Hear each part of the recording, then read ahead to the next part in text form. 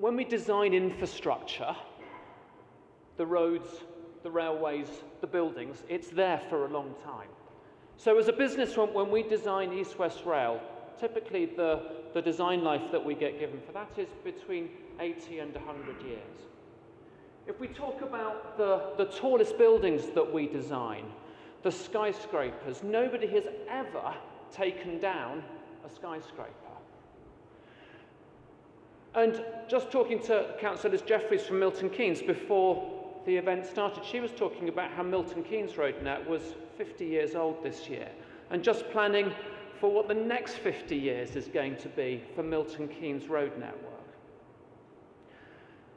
And then if we look forwards over those 50 years, those 80 years into the future, we also know that the future is going to be really different from today. There's going to be future climates, future societies, the people that live in the Heartland area. Technology will be different, and resource prices, resource availability will be different as well. But also, let's understand that that's really difficult to think outside of the current reality of what we exist in. It's just really hard to do. And yet, the challenge for us as leaders in the region is that's our role. We know that it's really important to hit budgets for today and to get through that near term. But also the role of senior management, us here today, is also to chart that medium and long-term direction for the region and for our organisations. And that's why thinking out into the future and getting the region future ready, as we will call it in WSP, is so important. And I want to give you 3 examples of practically the challenges for the region in terms of future climates, future power, and also future society. 22nd of June last year was referendum day. It was a fairly seminal day. And that day was also, from a transport perspective, pretty dramatic because there was an enormous downpour of about 40 millimetres, 4 centimetres of rain early afternoon.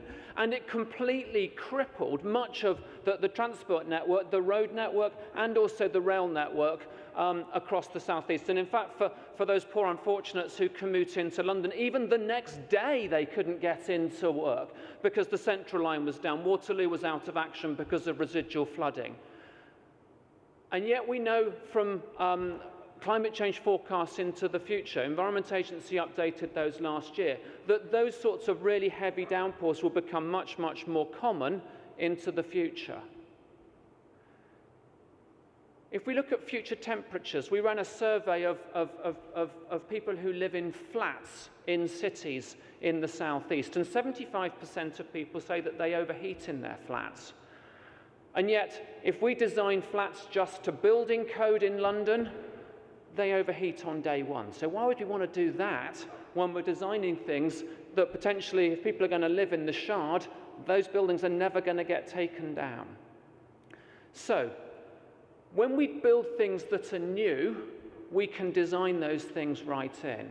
The challenge I would suggest for our road network and our highways network across the Heartland is to think not just about how do we build for new, but also how do we get what we have got today ready so that when it rains more heavily again in those big summer downpours, how can we be absolutely sure that our transport network is still going to thrive and is still going to operate so that the economic region and residents and transport networks don't bung up because of flooded underpasses or embankments that give way. We know that the Highways England, we've developed some really strong plans for them on that, but how much does that really play forwards to all of the Heartland's programmes and regions? A future ready for future power. One of the key economic Heartland's priorities. And if we look out into the future, we'll see that is one where we'll generate new power, generate renewable energy in really some quite different places. And so here, just to get you thinking, this is a road in France, just constructed, built by a contractor called Colas. There is a solar road. Now, Don't for a moment think that we're going to have solar roads across the heartland anytime shortly. But just think about, what does our road network look like if we're doing it more and thinking about a transport network more than just using it to move people around. And when technology gets even more innovative and more cost-effective than it is today, what does the heartland look like if every road is a power station out into the future, as well as a transport network? It's terrifically liberating and terrifically exciting. And then that takes you also to, what does an all-electric Milton Keynes or an all-electric Northampton look like into the future? Where's the benefit and the uniqueness and the differentiation of a region for wanting to be something which is really different from everywhere else? And again, we're talking about collaboration, but from another survey that we've just done, air quality in London is Londoners' second biggest priority after house prices at the moment. So where does that give the opportunity genuinely for the heartland to be thinking about doing different? And why shouldn't the heartland be a leader on doing this and really taking the initiative and being on the front foot ahead of government's air quality strategy and air quality action zones that will be updated? And if you want a little bit more context on that, this is probably my favourite graph that I've come across in the past year. This is a graph of UK Google searches for healthy over the last 4 years. There's a serious point and a frivolous point in this. The serious point is the gradual increase in searches and interest for healthy. The slightly frivolous point you will see is the heartbeat on January the 1st every year, with the gradual drift off of enthusiasm over the year, and it drops like a stone in December before the heartbeat goes up again.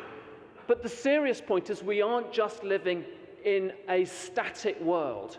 People who live in the heartland, people who will want to come to live in the heartland, we're more interested in health, and that should then also both drive what are the long-term strategies for the region, but also for health. And so I would suggest that there are maybe some key things for us to be thinking about, both as growing interest in health, but also that million new houses that we're going to have to put into the region, a growing elderly population as well, and also, again, one which we will see that is one that is potentially more lonely as well. And some of the surveys that we've been doing as well show that 3/4 of people who live in cities know the names of less than 3 neighbours. And 3/4 of people who live in cities haven't borrowed a thing from a neighbour in the previous year. So how can we use and think about transport, not necessarily as the nirvanic answer, but as a part of really fostering, supporting and providing an answer to those changes of society into the future? And here's 3 examples. First of all, with Poundbury, and also a new development up in Aberdeen that we're doing at the moment, thinking about it differently so that you don't just zone resi and business, but you're co-locating and you're really designing for community so that there is a job for every house. And Poundbury has been really successful at that. So as you're doing your developments, you're not driving transport, but actually people are able to work and live close to there. So you've got your community, that supports your cafe. People get the community there right from the outset. And it's just a slightly different and a more imaginative way of thinking. And then also, if we're going to have that large increase in population into the future, and if people are more interested in health, is there an opportunity to be thinking about our road network? Yes, you have your strategic network, but also to be thinking genuinely about how do we really drive active travel, not just because it's nice to do, but because that's what people will want as a source of competitive advantage when they want to move to an area, and also because if you're going to have 1 million more houses and 3.5 million more people in the region, where's the end game on do you just keep building roads for them? So where does active travel, walking and cycling, become a really integral element to increasing capacity on the network, as well as it being a response to active travel? And so let me finish just with maybe a practical suggestion or a practical thought, that if we're interested in health, and transport networks are an enabler of that, that's also critically important for the health service as well, and their budgets are much bigger than transport authorities. So where is the opportunity for a town in the heartland to collaborate, pull some budget from a transport authority with a health service and run a 2-year trial to actually try and do something that genuinely drives health together in that, measures the outcomes and see if that's something which is really genuinely different from transport authorities and health authorities living together. Ladies and gentlemen, we know that the future is going to be different. We know that if we're going to keep relevant, we have to take practical action. And there I would suggest to set us up for the sessions after the break, that's the challenge for us, to be genuinely thinking, if we know that's the big term future, what practically do we do right now to make a difference? Thank you.